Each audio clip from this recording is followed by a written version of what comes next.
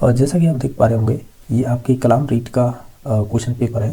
तो इसमें एक तरह से मॉडल पेपर के थ्रू देख सकते हैं इसे। इसमें जो क्वेश्चन है आपके रीट की जो सिलेबस है ना, उसी आधार पर ये क्वेश्चन पेपर होंगे और साथ ही साथ क्वेश्चन भी इसी प्रकार के देखने को मिलेंगे। तो जिसमें आपके सीडीपी के 30 क्वेश्चन आएंगे, यानी जैसे आप मनोविज्ञान के आएंगे या साइकोलॉजी, वही की बात है, ठीक है। इसके 30 क्वेश्चन आएंगे, ठीक है। और लैंग्वेज फर्स्ट के रूप में मोस्टली एसएसटी वाले होते हैं ना, वो मोस्टली ही हिंदी लैंग्वेज चूज करते हैं फर्स्ट लैंग्वेज के रूप में, ठीक है। और सेकंड लैंग्वेज के रूप में वो संस्कृत चूज करते हैं। और बाकी सब्जेक्ट के तो 60 क्वेश्चन आते ही हैं, ठीक है। तो यही क्रम रहेगा, हम इसी क्रम से सॉल्व करेंगे, ठीक है। ये जो क्वेश्चन है आपके सीडीबी से संबंधित है, यानी जो आपकी मनोविज्ञान है ना, उससे संबंधित।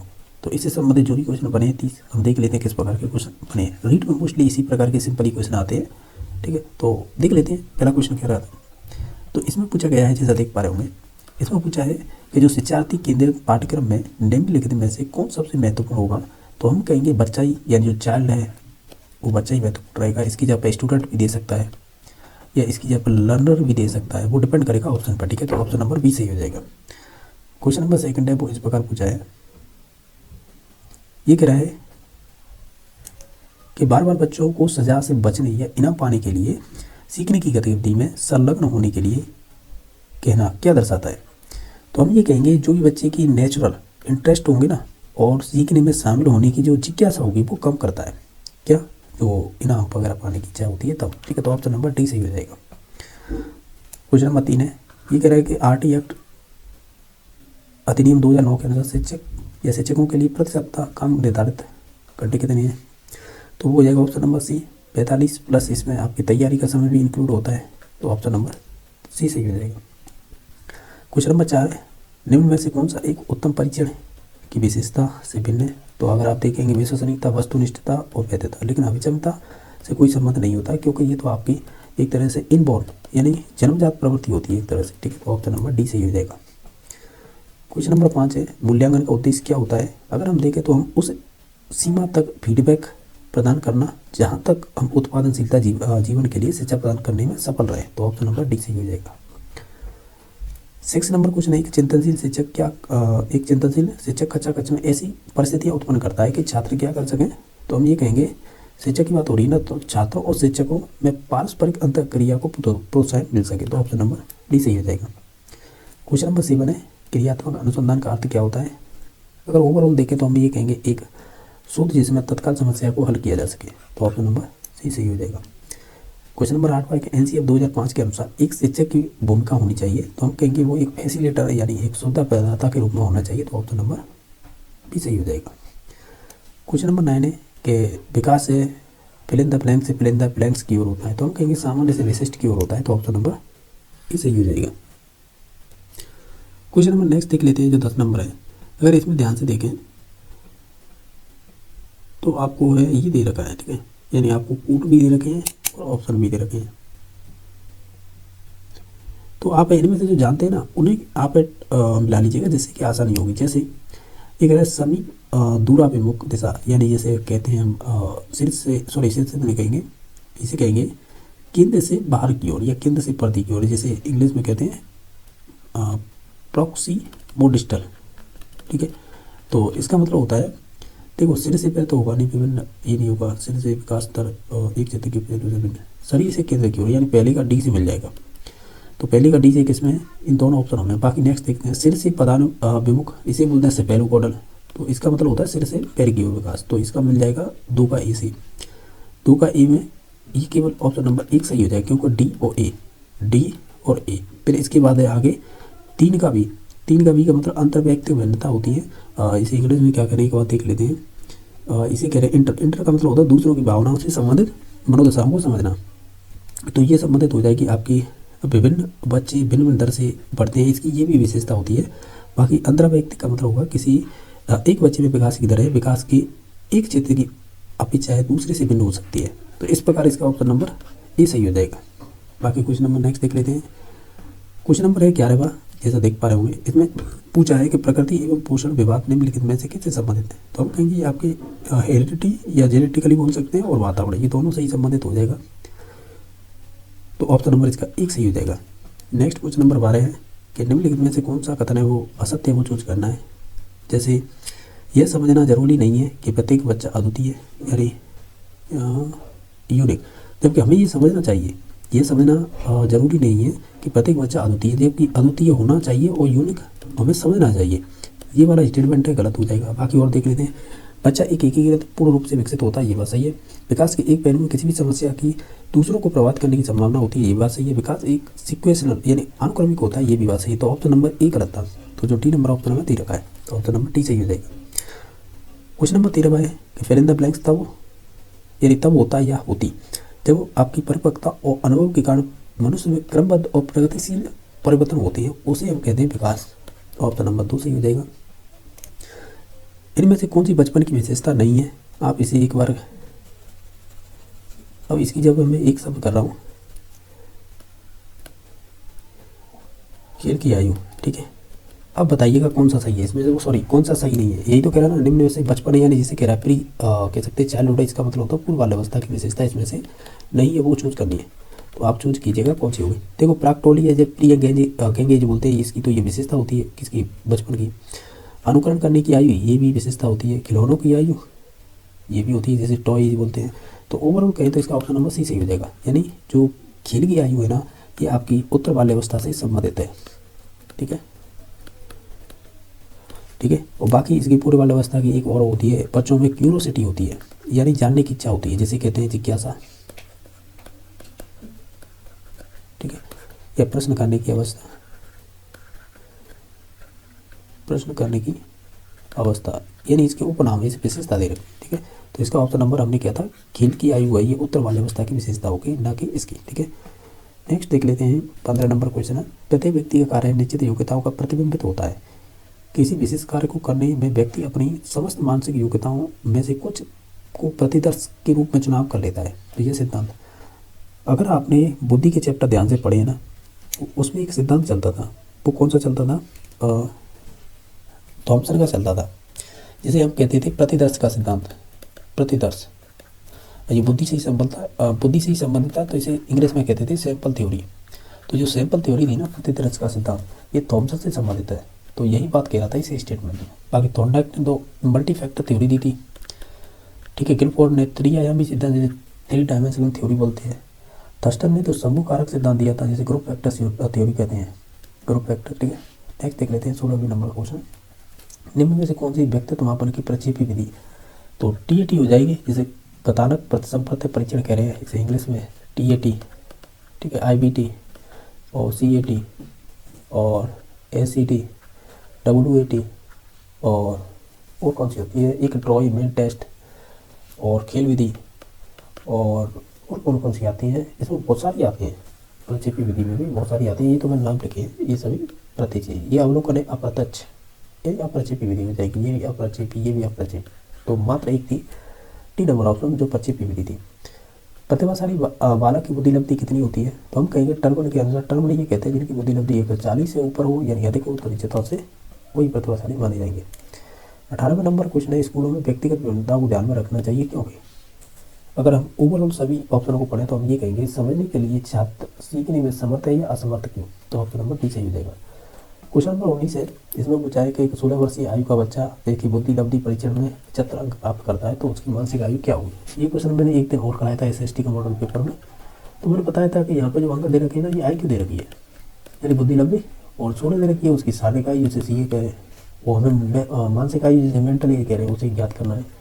तो टर्म का सूत्र तो आप जानते ही होंगे, IQ बराबर होता है MA/CA मल्टीप्लाई 100। तो हमें IQ की वैल्यू दे रखी है कितनी, 75, तो यहाँ पर रखेंगे। MA की वैल्यू हमें पता नहीं, तो X मानेंगे। CA की वैल्यू दे रखी है 16 वर्ष, मल्टीप्लाई 100 कर देंगे।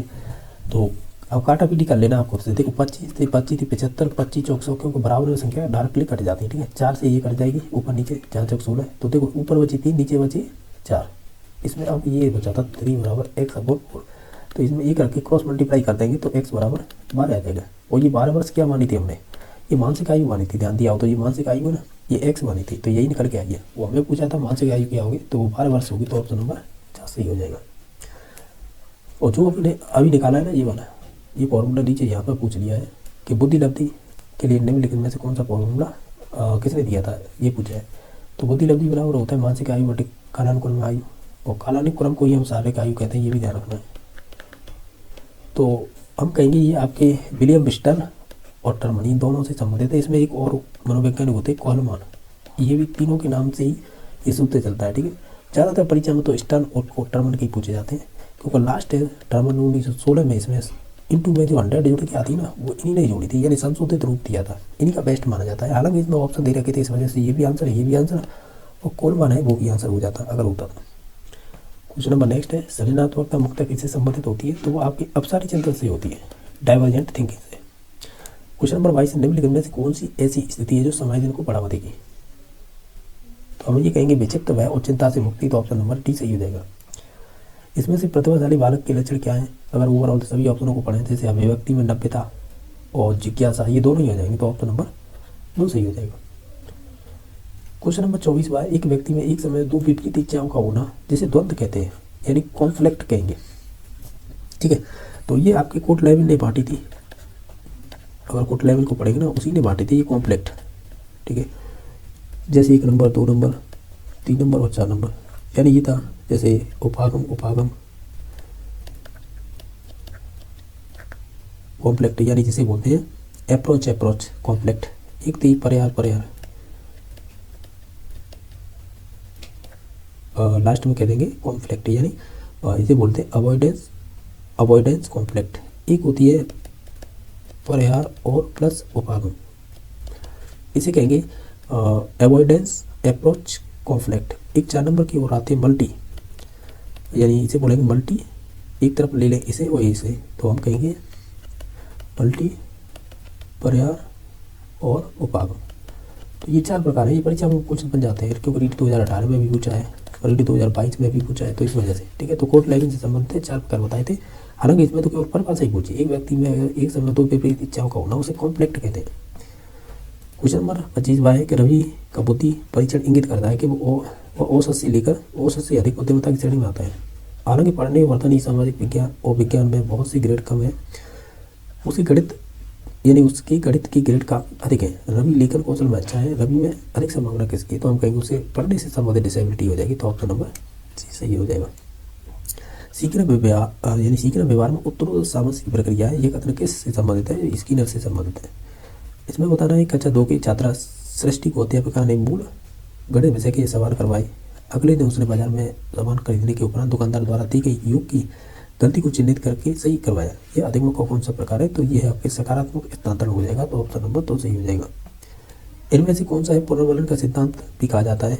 तो आप जानते होंगे क्रिया प्रसूत अनुबंधन सिद्धांत, जिसे ऑपरेंट कंडीशन थ्योरी कहते हैं, ये स्किनर से संबंधित है, तो ये उसी को कहते हैं पुनर्वलन का। हालांकि पुनर्वलन का सिद्धांत तो आपके क्लार्क ने दिया था, ठीक है, क्लार्क ने, लेकिन ज़्यादातर पुनर्वलन की बात करते हैं स्किनर, इस वजह से इससे ही संबंधित हो जाएगा। बाकी उद्दीपक अनुक्रिया ऐसा थ्योरी है थोंडाई की, और शास्त्रीय मदद पाउडर की, अंतर्दृष्टि कॉलर कोपा मैक्स वर्दिमा से संबंधित, तो ऑप्शन नंबर 1 सही हो जाएगा। क्वेश्चन नंबर 29 है, निम्नलिखित में से उस उदाहरण का चयन कीजिएगा जो आंतरिक अभिप्रेरणा को दर्शाता है। अगर ओवरऑल सभी ऑप्शनों को ध्यान से पढ़ें तो हम ये कहेंगे कि मेघा अपनी परियोजना कार्य के लिए विभिन्न स्रोत तलाश रही है, क्योंकि वो नई जानकारी प्राप्त करने में रुचि है, यानी उसे इंटरेस्ट है, तो ऑप्शन नंबर डी सही हो जाएगा। इसमें से कौन सा अधिगम का सिद्धांत का प्रतिपादन नहीं किया था? थॉर्नडाइक ने किया था, कॉलर ने किया था, स्किनर ने किया, लेकिन ब्लूम ने नहीं किया था। ब्लूम ने तो टैक्सोनॉमी दी है, टैक्सोनॉमी, जिसमें आपके ज्ञानात्मक भाग, भावात्मक, क्रियात्मक, इनकी बात की है, ठीक है, तो ऑप्शन नंबर डी सही हो जाएगा। इस प्रकार हमने 1 से लेकर और जो आपके 30 तक क्वेश्चन है, ये आपके मनोविज्ञान यानी साइकोलॉजी से संबंधित किए हैं, ठीक है। और अब इसके बाद भाषा फर्स्ट हिंदी करेंगे, भाषा सेकंड संस्कृत करेंगे। ऐसे आगे जो क्वेश्चन कर रहे हैं ये सभी आपके संबंधित होंगे जिन्होंने फर्स्ट लैंग्वेज के रूप में हिंदी चूज की है ना, ये उनसे संबंधित है। ये आप कह सकते हैं भाषा फर्स्ट चूज करते हैं ना, ये उन्हीं से संबंधित क्वेश्चन रहेंगे, ठीक है। जिनमें से आपके 30 क्वेश्चन रहेंगे, 15 क्वेश्चन तो ग्रामर के रहेंगे और 15 क्वेश्चन रहेंगे टीचिंग मेथड से संबंधित, जिसमें से आपका पहला ही क्वेश्चन बना है वो इस प्रकार है। ये कह रहे हैं कि भाषा कौशलों में अभिव्यक्ति कौशल कौन से होते हैं? तो हम जानते हैं ASRW में एस और डब्लू ये आपके अभिव्यक्ति कहलाते हैं और ये ग्रेड वाले कहलाते हैं, तो बोलना और लिखना ऑप्शन नंबर इसका सही हो जाएगा। सेकंड नंबर क्वेश्चन ये है, यानी जो 32 नंबर है कि अनुलेख किस भाषा कौशल से संबंधित है?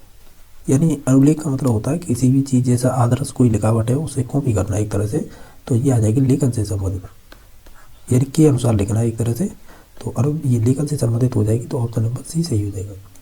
इनके अलावा अनुलेखन में और भी चलते हैं, जैसे कि अनुलेख और एक प्रतिलेख,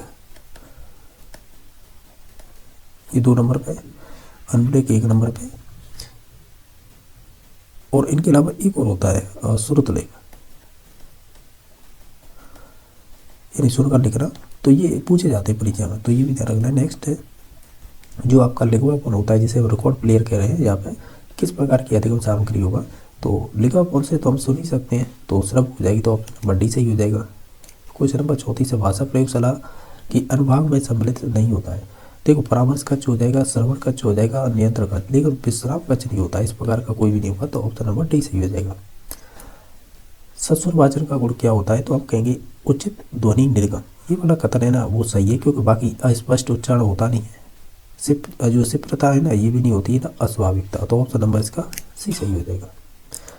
क्वेश्चन नंबर 36 है कि मौखिक मूल्यांकन के संबंध में उपयुक्त कथन कौन सा है। अगर आप सभी ऑप्शनों को ध्यान से पढ़ेंगे तो हम ये कहेंगे कि मौखिक मूल्यांकनकर्ता निष्ठावान हो, सहनशील हो और विषय विशेषज्ञ हो। ठीक है, तो ऑप्शन नंबर इसका 2 सही हो जाएगा। अब ये डेफिनेशन पूछिए, ये किससे संबंधित है। जैसे मूल्यांकन है वो उद्देश्यों की प्राप्ति की सीमा का निर्णय करने की प्रक्रिया होती है, तो ये मूल्यांकन की ये परिभाषा किससे संबंधित है। अगर आप देखें तो ऑप्शन नंबर 1 सही हो जाएगा, ये माइकेलिस की डेफिनेशन है। अब क्वेश्चन नंबर 38 है, वो इस प्रकार पूछा है कि विद्यार्थी के सीखने से संबंधित कठिनाई को दूर करना, बस ये इसी से पहचान सकते हैं। ये आपके जब कठिनाई को दूर करने की बात करें तो उपचारात्मक शिक्षण होता है। ठीक है, वो एक होता है निदानात्मक, क्योंकि इनसे भी क्वेश्चन बहुत पूछे जाते हैं। तो निदानात्मक या इसे टेस्ट बोले या उसे शिक्षण बोले, तो ये संबंधित होता है कमी या कारण जाने जाते हैं, बच्चा क्यों नहीं सीख पा रहा है, तो ये भी क्वेश्चन बन जाता है। तो हालांकि इसका तो राइट आंसर 4 नंबर ऑप्शन हो जाएगा। क्वेश्चन नंबर 39 है, जो इस प्रकार पूछा है कि सतत एवं व्यापक मूल्यांकन का दोष क्या है, यानी उसकी कमी क्या है, वो चूज करनी है। अगर आप इन सभी ऑप्शनों को देखेंगे तो हम ये कहेंगे यह प्रणाली तभी लागू की जा सकती है जब विद्यार्थी और शिक्षक अनुपात कम हो। तो ऐसा कहना गलत है, क्योंकि ऐसा कोई विशेषता में नहीं आता है, तो दोष माना जाएगा ये। ठीक है, बाकी ये तीनों संबंधित थे। जैसे कि इसमें विद्यार्थी निरंतर मूल्यांकन होता रहता है, ये बात सही है। विद्यार्थी को अपनी कमियों का निरंतर ज्ञान होता रहता है, ये भी बात सही है। इसमें अभिभावकों को विद्यार्थी की निरंतर प्रगति की जानकारी भी होती रहती है, तो ये तीनों सही थे। गलत हो जाएगा 4 number option. Question number next है कि उपलब्धि परीक्षण के निर्माण में कितने पदों का प्रयोग किया जाता है। तो इसमें 4 पदों का प्रयोग किया जाता है, ये अच्छा क्वेश्चन है।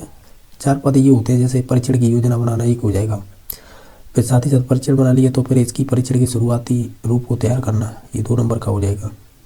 3 पे आ जाएगा जैसे कि पुनर्निरीक्षण करना, यानी इसी का उपलब्धि परीक्षण का, तो 3 हो जाएगा। 4 नंबर पे आएगा आपका अनुप्रयोग करना, यानी परीक्षण का अनुप्रयोग, ये 4 हो गए, ऑप्शन नंबर डी सही हो जाएगा। क्वेश्चन नंबर 41 है किंडरगार्टन शिक्षण विधि के संबंध में सत्य कथन कौन सा है। अगर आप इन सभी ऑप्शनों को देखेंगे, इसमें से सत्य बताना है। ठीक है, देखो ये पहला गलत है, क्योंकि ये मनोवैज्ञानिक होती है, ना कि अमनोवैज्ञानिक।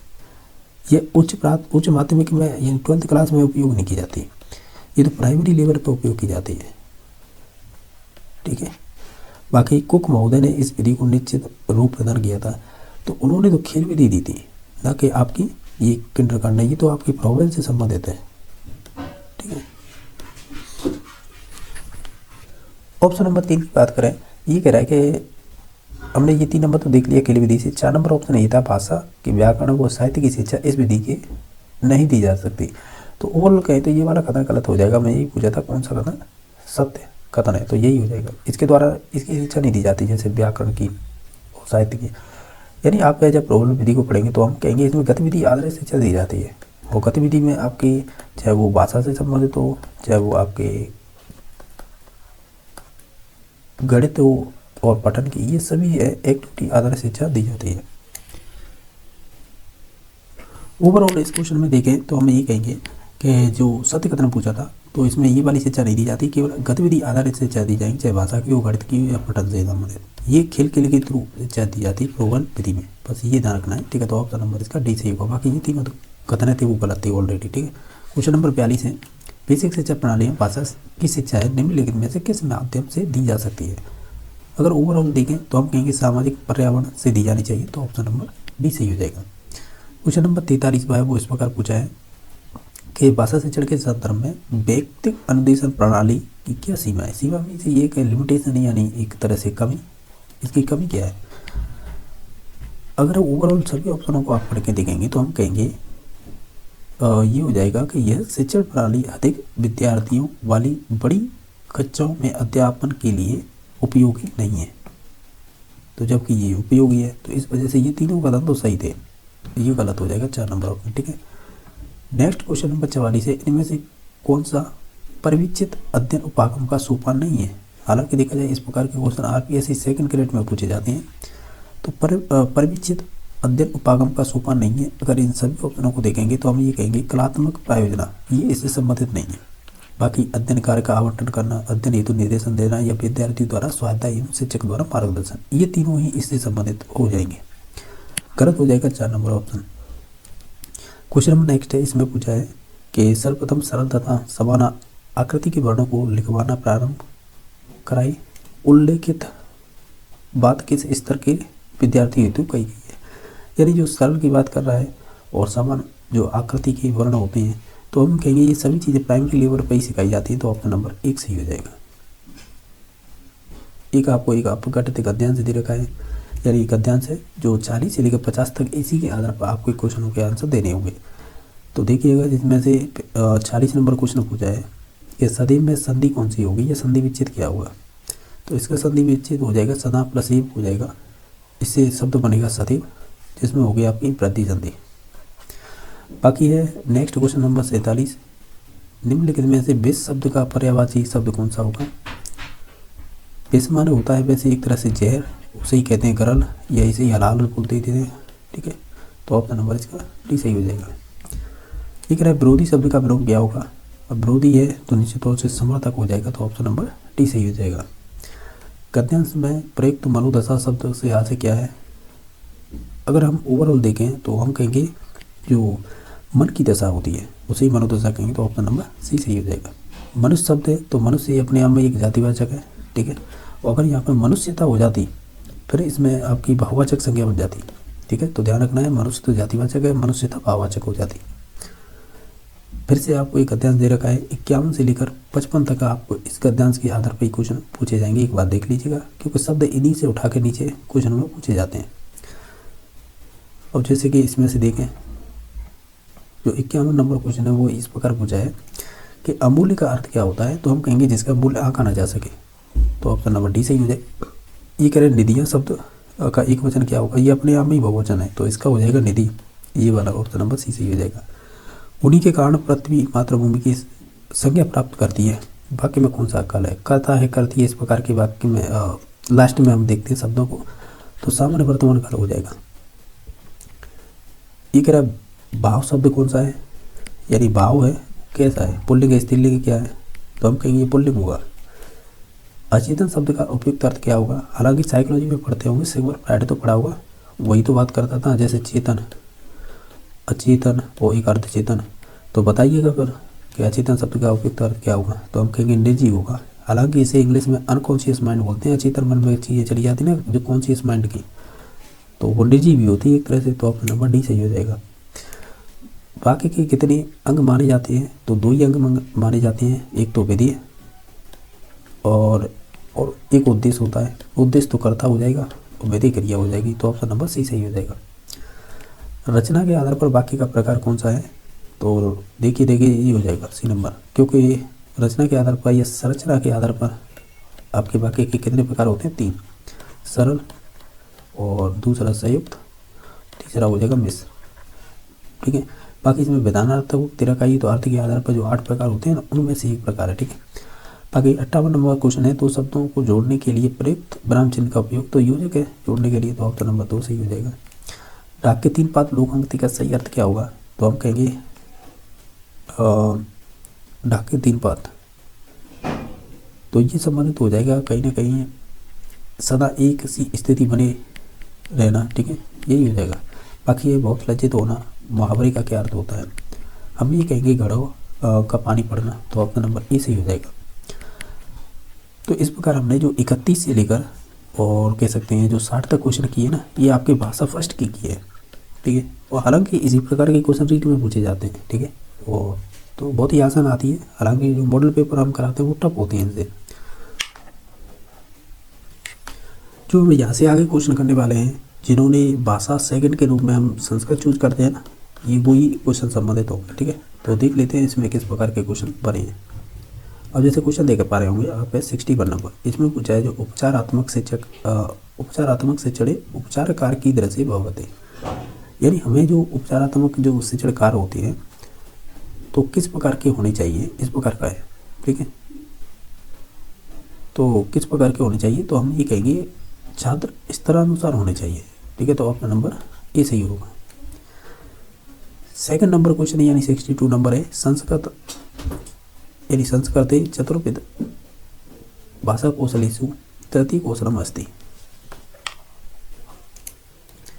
यानी जो संस्कृत में जो 4 कौशल होते हैं ना, LSRW, तो इसमें से तृतीय कौशल कौन सा है, तो वो आपका रीडिंग हो जाए। रीडिंग में से पढ़ने वाला, और उसे ही पठन कौशल कहते हैं, तो ऑप्शन नंबर टी सही हो जाएगा। क्वेश्चन नंबर आपका नेक्स्ट है जो है 63 नंबर, वो इस प्रकार पूछा है कि ये कह रहा है कि क्लिष्ट शब्दानाम अंशानाम नूतन विचाराणाम सुवास्त वाक्यानाम मुख्य भावनाश्च स्पष्टीकरण का विधि श्रेयस करो भवते, यानी जो आपके जटिल शब्द होते हैं और जो नए विचार होते हैं, ठीक है, और जो भी आपकी वाक्यों से संबंधित जो भी वाक्यान यानी जो अच्छे वाक्य होते हैं, और यानी इन्हें कहावतें या मुहावरे बोल सकते हैं, बाकी मुख्य भाव, इन मुख्य भावनाश्च यानी जो आपके भाव होते हैं या भाव को प्रकट करने वाले या स्पष्टीकरण के वाले करते हैं, तो ये मतलब मुख्य मोस्टली किस विधि से संबंधित बात हो रही है। तो ये व्याकरण विधि में ऐसा होता है, किसी शब्द जो भी कठिन शब्द आता है उसे शब्द स्पष्ट किए जाते हैं, तो इससे पकड़ सकते थे, तो ये व्याकरण विधि के अंतर्गत ही होंगे, तो ऑप्शन नंबर बी सही हो जाएगा। तो ऑप्शन नंबर 2 सही हो जाएगा। नेक्स्ट देख लेते हैं, ये आपको एक अपकटित गद्यांश दे रखा है, 64 से 68 तक इसी के आधार पर क्वेश्चन पूछे जाएंगे। और क्वेश्चन नंबर जो 64 है वो इस प्रकार पूछा है, जैसे देख पा रहे होंगे। ये कह रहा है कि जो आपकी धनहीन जीवनाथ इतस का विभक्ति, यानी इसमें कौन सी विभक्ति है, अगर आप देखेंगे तो इसमें आपकी विभक्ति हो जाएगी पंचमी। ठीक है, एक है प्राप्तवंत इत्यत का प्रत्यय, यानी जो प्राप्तवंत में कौन सा प्रत्यय होगा, तो हम ये कहेंगे इसमें संबंधित हो जाएगा आपका इतवतु, या इसे कथवतु बोल देते, तो ऑप्शन नंबर 1 सही हो जाएगा। एक है विचार इत्यत का उपसर्ग, यानी विचार में कौन सा उपसर्ग है, तो वो भी उपसर्ग हो जाएगा। ये कह रहा है क्वेश्चन नंबर 67 कि जो आपकी दारिद्र्य युपहता इतस संधि विच्छेद अस्ति, यानी इसका संधि विच्छेद क्या होगा, तो हम ये कहेंगे इसमें से हो जाएगा आपका कि आपका ये सब तो दे रखा है, इसे आप करेंगे तो दारिद्र्य प्लस उपहेता, इसका ऊ का ओ हो जाएगा, तो इस प्रकार इसमें पूरी संधि हो जाएगी, तो ऑप्शन नंबर 2 सही हो जाएगा इसका। अब नेक्स्ट देख लेते हैं 68 नंबर क्वेश्चन है कि ये कह रहा है तत् एक श्रेष्ठ भैरवानंद नाम योगी निवसति स्म, अत्र वाक्य से विशेष किम, यानी विशेष पदम किम है, तो कहीं ना कहीं ये संज्ञा पूछ रहा है। ठीक है, तो इसमें से अगर देखा जाए तो योगी है वो एक संज्ञा शब्द है, तो ऑप्शन नंबर टी सही हो जाएगा। ठीक है, नेक्स्ट देख लेते हैं, आपको दे रखा है एक पद्यांश, यानी एक तरह से श्लोक है, और इससे संबंधित 69 से 73 तक इसी के आधार पर क्वेश्चन पूछे जाएंगे। पहला तो आपको छंदी पूछ लिया है कि कौन सा है, तो वर्ण गिन लीजिएगा, तो जो क्रमांक आते हैं जैसे 1 2 3 4 5 6 7 8 9 10 11 12 13 14 15 16 17 18 19, यानी ये साधुल विक्रीडितम है ना, ये वाला हो जाएगा, जिसमें 19 वर्ण आते हैं, तो ऑप्शन नंबर कह सकते हैं ये सही हो जाएगा। क्वेश्चन नंबर 70 है, अगर जैसे देख पा रहे होंगे, इसमें पूछा है कि इसका यानी जो श्री वीर भूमि ऋण गुणे इतस का संधि विच्छेद अस्ति, यानी इसका संधि विच्छेद क्या होगा, अगर आप इसे ध्यान से देखेंगे तो इसका हो जाएगा श्री वीर भूमि प्लस गुणे, ये वाला हो जाएगा। ठीक है, तो ऑप्शन नंबर सी सही हो जाएगा। एक सद्वरणा इतस का समास है, इसमें कौन सा समास होगा, तो हम ये कहेंगे तो इसमें हो जाएगा आपका बहुब्रीहि समास, तो ऑप्शन नंबर बी सही हो जाएगा। हरंती इतस का प्रत्यय, हरंती में कौन सा प्रत्यय है, अगर आप सभी ऑप्शन को ध्यान से देखेंगे तो ऑप्शन नंबर ए सही हो जाएगा, सत्री प्रत्यय। जो माला है उसमें कौन सा लिंग है, अगर देखा जाए तो माला है ये आपका स्त्रीलिंग हो जाएगा, तो ऑप्शन नंबर बी सही हो जाएगा। 74 नंबर है 44 इमा संख्या संस्कृत शब्द लिखते, यानी 44 को संस्कृत में कैसे लिखते हैं, हम कहेंगे इसे क्या कहेंगे चतुश्चत्वारिशत। तो ऑप्शन नंबर डी सही हो जाएगा, चतुश्चत्वारिशत। ठीक है, ऑप्शन नंबर डी सही हो जाएगा। क्वेश्चन नंबर 75 है कि राम प्रातः 7:30 बजे बाधेन विद्यालयं गच्छति। तो इसका आपको संस्कृत में लिखना है। तो हम कहेंगे 7:30 का मतलब सार्ध यानी आधा, सप्तवादनी मतलब 7:30। तो ऑप्शन नंबर सी सही हो जाएगा। अब ये कह रहा है कि माहेश्वर सूत्र से अच वर्णा कथयन्ति। तो माहेश्वर सूत्र के जो अच वर्ण है वो कितने हैं, तो हम ये कहेंगे ये संबंधित होते हैं आपके लोग। तो ऑप्शन नंबर सी सही हो जाएगा। ये कह रहे हैं मन यानी मन सत्य से शुद्ध होता है।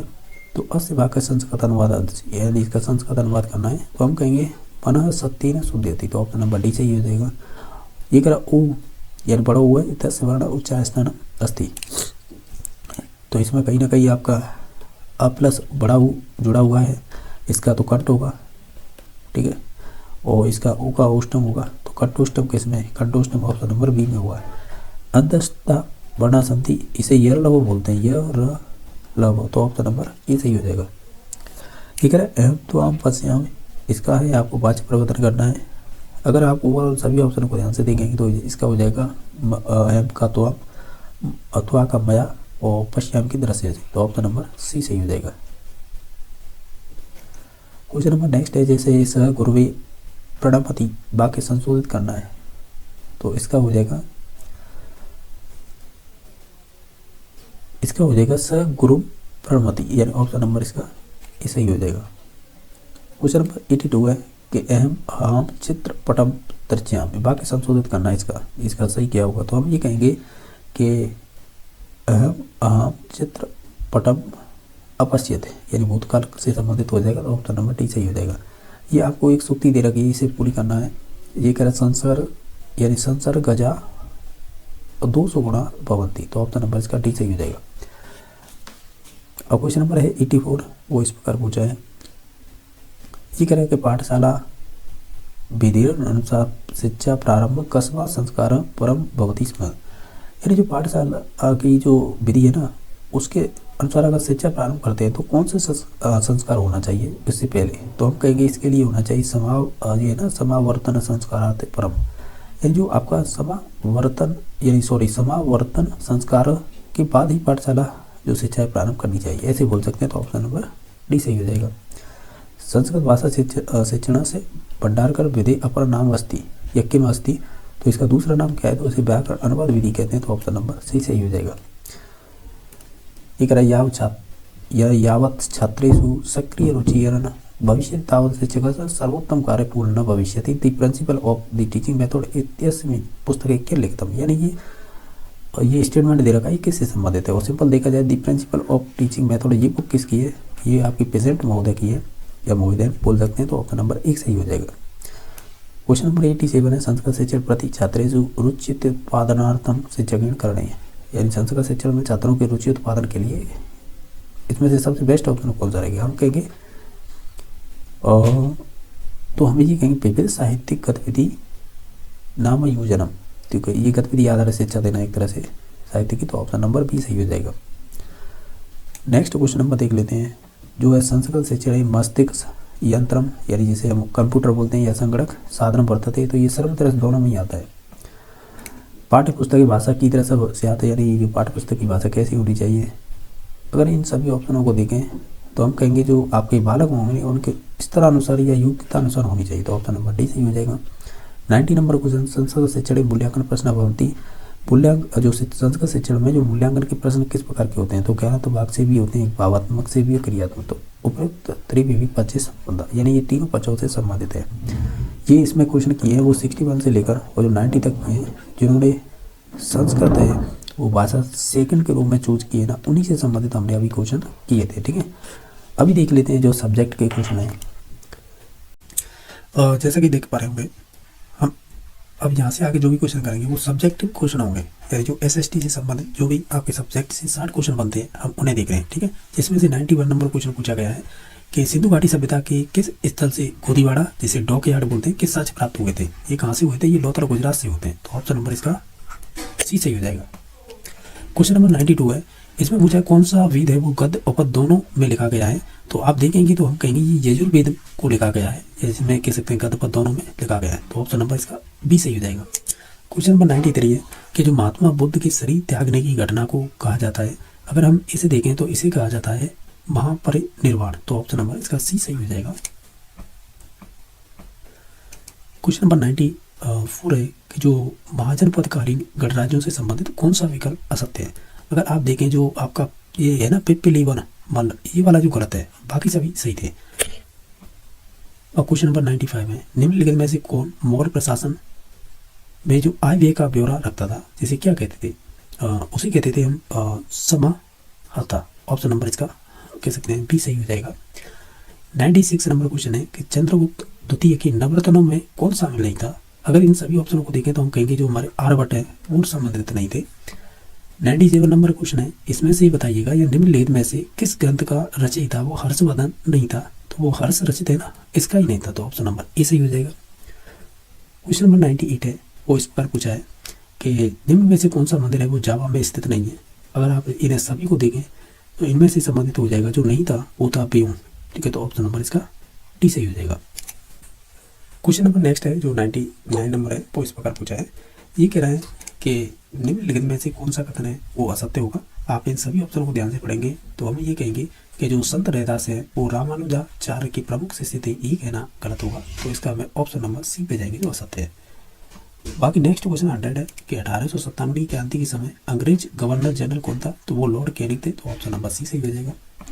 क्वेश्चन नंबर 101 है, इसमें इस प्रकार पूछा है, यानी हम ये कह सकते हैं इसमें क्वेश्चन में इस प्रकार पूछा है कि भारतीय पुनर्जागरण एवं धार्मिक सुधार आंदोलन से संबंधित निम्न कथनों पर विचार कीजिएगा। ये तो आपको ऑप्शन दे रखे हैं, वो उपयुक्त में से कौन से सत्य है वो बताने। अगर आप देखें सभी ऑप्शन को ध्यान से पढ़कर तो हम ये कहेंगे केवल एक सही है, यानी जो आपके ब्रह्म समाज की स्थापना है वो राजा राम मोहन राय ने की थी 1828 में। तो ये वाला कथन सही है, बाकी ये सभी कथन थे वो गलत थे। क्वेश्चन नंबर 102 है, इसमें पूछा है कि जो संपत्ति के निकास का सबसे पहले विरोध करने वाले भारतीय व्यक्ति कौन थे। तो वो जाएगा दादा भाई नेहरू जी। तो ऑप्शन नंबर सी सही हो जाएगा। क्वेश्चन नंबर 103 है वो इस प्रकार पूछा था कि निम्न कथनों पर विचार कीजिएगा। ये 4 आपको कथन दे रखे, इनमें से आपको सत्य कथन है वो चूज करने हैं। अगर आप इन सभी को ध्यान से पढ़ेंगे तो हम ये कहेंगे कि एक तो 2 नंबर ऑप्शन, 1 4 नंबर, ये दोनों सही है। बाकी जो 1 नंबर गलत था वो 3 नंबर भी गलत है। तो ऑप्शन नंबर सी सही हो जाएगा।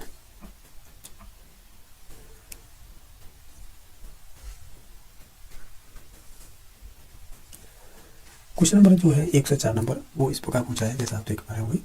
इसमें पूछा है कि निम्नलिखित में से कौन सुमेलित नहीं है। एक तरफ तो राजस्थान की प्राचीन सभ्यता के स्थल दे रखे हैं, दूसरी तरफ जिले दे रखे हैं। तो बालातल तो आपके उदयपुर से संबंधित है, ये बात तो सही है। जो गणेश्वर है ये ताम्रनगरी कहलाती है, ये सीकर में है। जो पचमाता है ना, यानी पचमता, तो ये आपकी चित्तौड़गढ़ से संबंधित नहीं है।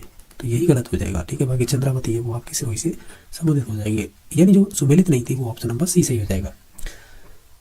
क्वेश्चन नंबर आपका 105 है कि निम्नलिखित में से किस शासक को बूढ़ा बिसरा राजा या विस्मृत नायक कहा जाता है। तो वो थे राव चंद्रसेन। इन्हें महाराणा प्रताप का अग्रदूत भी कहा जाता है। ठीक है, तो ऑप्शन नंबर बी सही हो जाएगा। आवगा के ठाकुर कुशाल सिंह की सेना ने कौन से स्थान पर जो जोधपुर राज्य की सेना को परास्त किया था। वो था पिथौरा में युद्ध हुआ था, तो वहीं पे परास्त किया था। क्वेश्चन नंबर नेक्स्ट है, सीकर में जो संपन्न जाट प्रजापति महायज्ञ 1934 ईस्वी के समय सीकर का शासक कौन था। तो उस समय थे आपके कल्याण सिंह थे। तो ऑप्शन नंबर इसका बी सही हो जाएगा। राजस्थान में एकीकरण के समय संयुक्त बृहद राजस्थान का अस्तित्व में कब आया था। तो ये संबंधित हो जाएगा आपके 15 मई 1949। तो ऑप्शन नंबर सी सही हो जाएगा। 84 कमों की छतरी कहाँ पर स्थित है। तो ये आपकी बूंदी जिले में हो जाएगी। तो ऑप्शन नंबर सी सही हो जाएगा। ढोल नृत्य कौन से क्षेत्र से संबंधित है। तो ये आपके ज्वालाओं से संबंधित हो जाएगा। परंपरागत चतुर्थ वर्ण व्यवस्था में श्रमिकों के 5वें वर्ण के रूप में किसने सम्मिलित किया था। तो ये किया था आपके संत पीपा जी ने। नेक्स्ट है कि निम्नलिखित में से कौन सा सुसर वाद्य यंत्र है। तो सुसर वाद्य यंत्र की जब भी बात होगी तो उसमें नाम आता है अलगोजा का। ऑप्शन नंबर डी सही हो जाएगा। 103 नंबर क्वेश्चन है, कौन सा आभूषण स्त्रियों द्वारा सिर पर पहना जाता है। तो वो मेबंद पहना जाता है। निम्न में से कौन सी एक भारतीय संविधान की विशेषता इसमें से नहीं है? अगर आप सभी ऑप्शनों को ध्यान से पढ़ेंगे तो हम कहेंगे संसदीय संप्रभुता है, वो एक भारतीय संविधान की विशेषता नहीं होगी।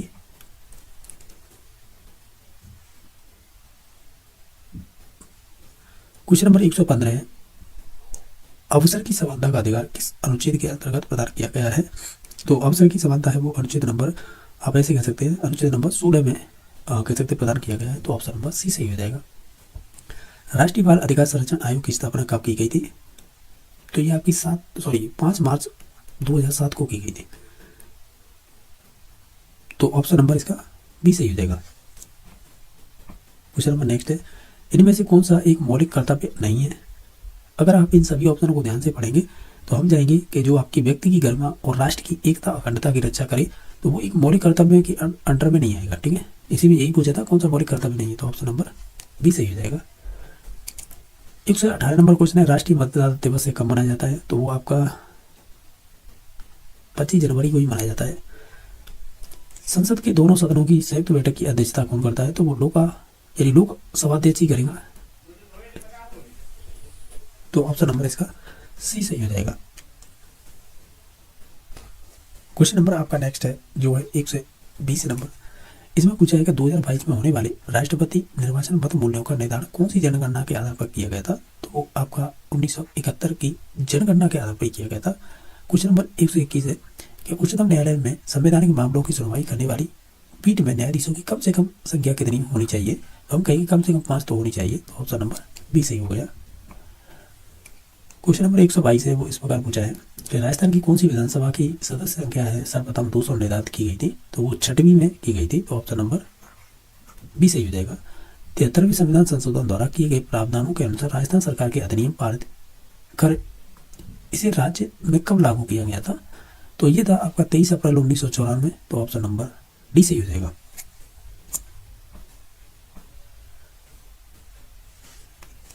और क्वेश्चन नंबर 124 है वो इस प्रकार पूछा है कि निम्नलिखित में से कौन सा कथन है वो असत्य है? आप इन सभी ऑप्शनों को ध्यान से पढ़ेंगे तो हम कहेंगे जो पृथ्वी की जो परिभ्रमण गति ध्रुवों पर अधिकतम होती है, ये वाला कथन है वो गलत हो जाएगा। तो ऑप्शन नंबर सी सही हो जाएगा। ये कह रहा है चुनाव हवा कौन से पर्वत के सहारे चलती है? तो वो आपके रोकी पर्वत के सहारे चलती है। इनमें से कौन सी एक चक्रवातों की विशेषता नहीं है?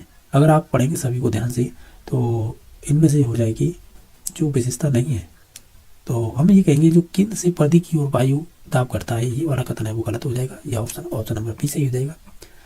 कोपेन द्वारा उष्ण शीतोष्ण आर्द्र जलवायु हेतु संकेत के रूप में प्रयुक्त किया गया है, तो इनके लिए यूज किया जाता है सी। तो ऑप्शन नंबर सी सही हो जाएगा, बी सही हो जाएगा। क्वेश्चन नंबर है 128, कौन सा कथन इसमें से असत्य है, यानी जो गलत है हमें वो चूज करना है। हम कहेंगे जो अम्ल वर्षा होती है ना, पीएच मान 5 से 7.5 तक होता है, ये गलत है।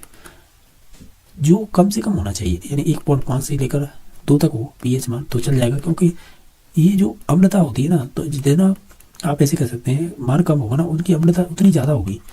तो जैसे हमारे पेट में पाया जाता है HCl, जैसे हाइड्रोक्लोरिक अम्ल बोलते हैं, जिसकी पीएच है वो इतने के करीब होती है।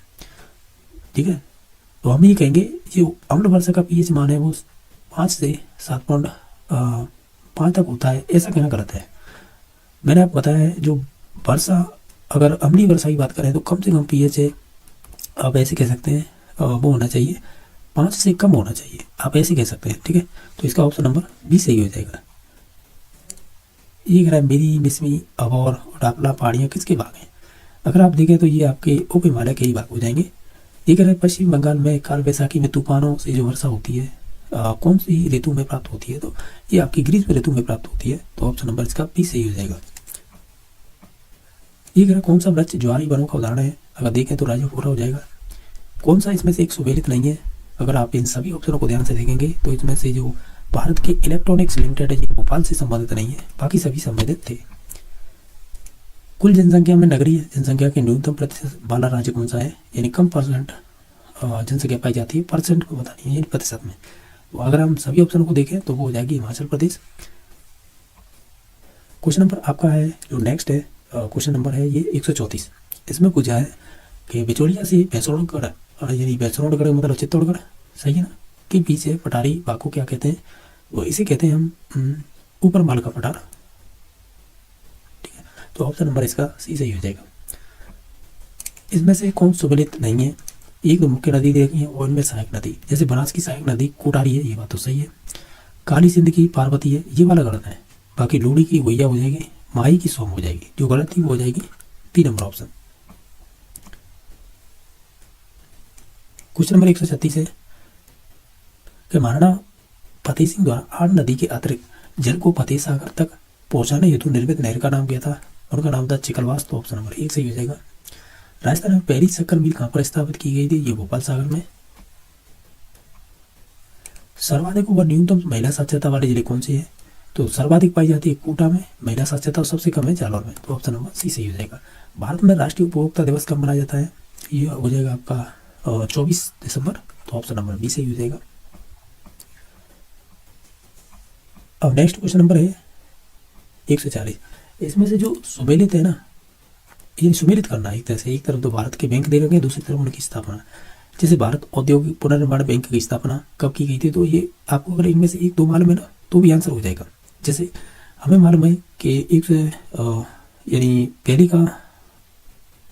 पहले का ऑप्शन हो जाएगा, निर्माण करेंगे तो 1985, यानी आप ऐसे कह सकते हैं भारतीय औद्योगिक पुनर्निर्माण बैंक की स्थापना हुई थी 1985 में। तो पहली का तीसरा, तो हालांकि इसमें 2 ऑप्शन दे रखे हैं, पहले से तीसरे मिले हुए। और देखते हैं निर्यात आयातक, यानी निर्यात आयात बैंक की स्थापना कब की गई थी? तो ये की गई थी आपकी 1982 में, तो ये 2 ऑप्शनों में मिलान हुआ है। बाकी और भी देखते हैं, और जैसे कि जो आपकी भारतीय औद्योगिक वित्त निगम है, ये हो जाएगा 1948, और जो भारतीय औद्योगिक विकास बैंक है, ये जाएगा 1964। तो इस प्रकार ऑप्शन नंबर सी सही हो जाएगा। अब ये क्वेश्चन है कि निम्नलिखित कथनों पर विचार कीजिएगा, जो सत्य कूट है वो बता रहे हैं। आप इन सभी कूटों को पढ़ लीजिएगा ध्यान से। हम ये कहेंगे, क्या कहेंगे कि एक तो 2 नंबर कथन इसमें सही है और एक 3 नंबर सही है ना। जो आपका 1 रुपये का नोट होता है उसमें वित्त सचिव भारत सरकार के हस्ताक्षर होती है, और भारतीय रिजर्व बैंक की स्थापना 1935 में की गई थी। इस प्रकार ऑप्शन नंबर बी सही हो जाएगा। क्वेश्चन नंबर नेक्स्ट है, एक विनियोग तत्व कौन सा है? अगर आप इन ऑप्शनों को ध्यान से देखें तो हम कहेंगे जीवन बीमा, ठीक है, यानी जीवन बीमा में।